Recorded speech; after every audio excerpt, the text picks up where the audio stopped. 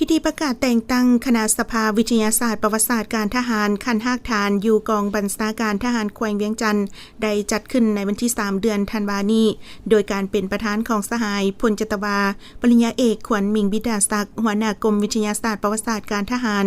มีสหายพลจัตวาสุดใจมหาวงศ์หัวหน้าการเมืองกองบัญชาการทหารแขวงเวียงจันทน์มีคณะพักคณะบรรษาองค์การ5ห้องพร้อมด้วยพนักงานวิชาการ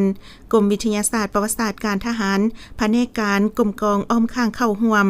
สหายพันโทไสยเพชรพมผาสุขหัวหน้าแผนกการเมืองกรมวิทยาศาสตร์ประวัติศาสตร์การทหารได้ผ่านข้อตกลงของกระทรวงป้องกันประเทศว่าด้วยการแต่งตั้งสภาวิทยาศาสตร์ประวัติศาสตร์การทหารขั้นหากฐานของกองบัญชาการทหารแขวงเวียงจันทน์ในนี้กระทรวงป้องกันประเทศตกลงแต่งตั้งสหายพลจัตวาสุดใจมหาวงศ์หัวหน้าการเมืองเป็นประธานสหายพันเอกสุทธาศรีสลาดหัวหน้าการทหารเป็นรองประธาน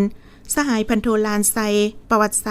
หัวหน้าแผนกวิทยาศาสตร์ประวัติศาสตร์การทหารเป็นผู้ประจำการและแต่งตั้งอีก9สหายเป็นคณะคือสหายพันเอกสมพันธ์เฮืองพระจันทร์ห้องหัวหน้าการเมืองกองบัญชาการสหายพันเอกทองไซพันสมัยห้องหัวหน้ากองบัญชาการรับผิดชอบเวียงงานพลาธิการสหายพันโทเวียงคำวิลาวงศ์ห้องหัวหน้ากองบัญชาการรับผิดชอบเวียงงานเทคนิคสหายพันโทคำสอนสามุนตีรักษาการหัวหน้าห้องเสนาธิการสหายพันเอกเอ็นวันอินมีไซหัวหน้าห้องการบริหารและสหายพันโทคำสอนสีหราชหัวหน้าแผนกการเงินเป็นคณะ